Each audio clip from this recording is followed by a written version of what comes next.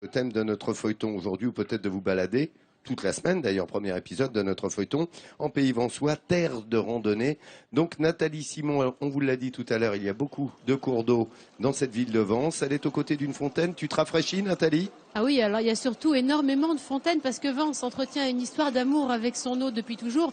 Tu l'as dit tout à l'heure, les Romains s'y sont pas trompés et ils sont venus aussi pour justement ces vertus des eaux de source. Il y a une vingtaine de fontaines comme celle-ci qui jalonnent la ville. Regarde, celle-ci, elle est alimentée par la source de la Foux. Il y a deux sources qui alimentent les fontaines ici à Vence. C'est vrai qu'entre les fontaines, les lavoirs, les rivières, on a choisi avec Jean-Luc et Jean-Marie qui sont deux amoureux du pays de visiter la ville au fil de ces fontaines. Original, non? À Vence, cette mélodie, vous l'entendez partout. Et pour cause, ici on ne compte pas moins de 3 rivières, 2 sources et 24 fontaines. À Vence, l'eau est vraiment omniprésente et rythme la vie des habitants. Et ce n'est pas Jean-Marie, un Vensois pure souche, qui vous dira le contraire.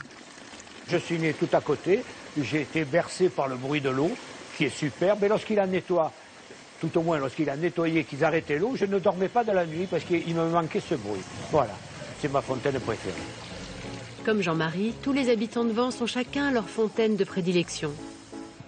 Et celle-ci, à l'entrée de la vieille ville, c'est la fontaine du Pérat. L'eau sort par 4 jets et tombe dans un bassin en pierre dont la hauteur permettait à l'époque aux animaux de se désaltérer. Mais pas seulement. Jean-Marie aussi est friand de cette eau. Lorsque j'étais petit, et comme tous les gosses de l'époque, on montait sur la marchelle et on mettait le pied là-bas. Et on buvait au canon, carrément au canon de la Foux. Et ce souvenir est tellement ancré en lui que Jean-Marie n'hésite pas à refaire les gestes qu'il effectuait lorsqu'il était enfant. Avec le pastis, elle est délicieuse. Et oui, l'eau qui coule de ces fontaines est potable, elle est même très bonne. C'est une eau fraîche, faiblement minéralisée et pauvre en sodium. On lui prête également des vertus diurétiques. Bref, une eau idéale pour la santé. Mais d'où vient toute cette eau qui irrigue la commune de Vence? Ici. Nous sommes seulement à quelques kilomètres du centre de Vence, en plein cœur des collines. C'est la source de la Foux, c'est elle qui alimente toutes les fontaines de la ville. Tout comme Jean-Marie, Jean-Luc est un enfant du pays. Il connaît les rivières et leurs sources comme sa poche. Vence a été construit historiquement par cette source, puisque c'était la seule alimentation en eau qu'avait la ville avant. Et aujourd'hui, on s'en sert même pour se baigner, puisque la piscine de Vence est alimentée par l'eau de la Foux. Ici, la nature est préservée. Et si on se baigne dans l'eau de la source de la Foux, il est bien sûr possible d'y goûter. Et c'est ce qu'aime faire Jean-Luc, régulièrement. Et elle est bien sûr potable, puisque c'est l'eau de la Foux directement. On peut la boire sans aucun problème. Hein. Voilà. Sans souci, très bonne. La source de la Foux n'est pas la seule à alimenter fontaines et robinets de Vence. Il en existe une seconde. Elle s'appelle la source du Rioux. Seuls les initiés comme Jean-Luc savent où elle se situe et peuvent y accéder. La source du Rioux est cachée au pied du Bahou des Noirs, un des promontoires rocheux qui dominent le pays vensois. Cette source a une grande importance car elle alimente en eau les Vensois chez eux, directement au robinet.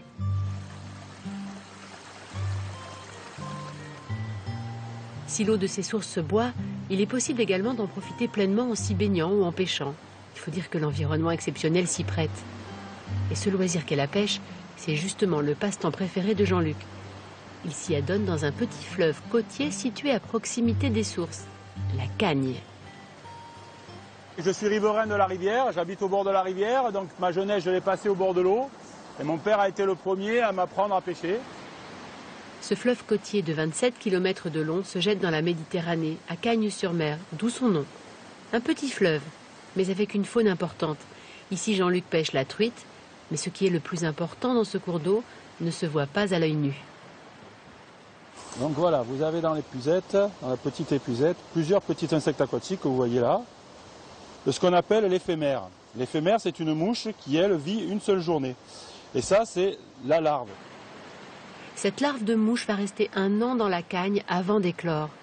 C'est le repas des poissons, mais c'est surtout un bon indice pour savoir si ce cours d'eau est pollué ou non. S'il n'y a plus de larves et de mouches, c'est qu'il y a un problème. C'est le bioindicateur de la rivière. C'est vraiment le premier élément qui disparaît en cas de pollution. Donc c'est primordial. C'est la première des choses qu'on regarde. Jean-Luc est à l'écoute de son environnement et connaît tous les secrets des eaux de sa région. Et cet élément lui rend bien, car finalement, pour lui, c'est une source d'apaisement. Et pour venir évacuer le stress, rien ne vaut d'être dans un moment paisible, seul, avec ma canne à pêche, mon poisson, mon milieu aquatique. Et là, je me ressource, je me décontracte, je me déstresse. C'est vraiment un moment privilégié que j'ai besoin de partager le maximum de temps possible au bord de l'eau. Une eau pure et limpide, synonyme de vie. Cette eau de source fait bel et bien partie du patrimoine du pays vensois, signe de la pérennité du bien-être de ses habitants.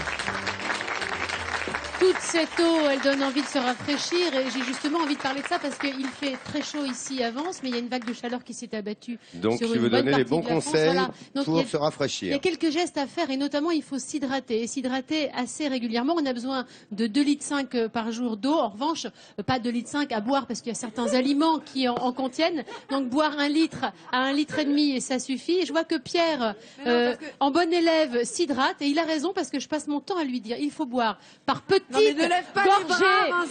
petites gorgées. Pourquoi? Parce que l'estomac ne peut pas absorber plus de 75 centilitres d'eau par heure, donc des petites gorgées. Et avant d'avoir soif, si vous commencez à avoir soif, c'est que vous avez commencé votre processus de déshydratation et ça, c'est pas bon.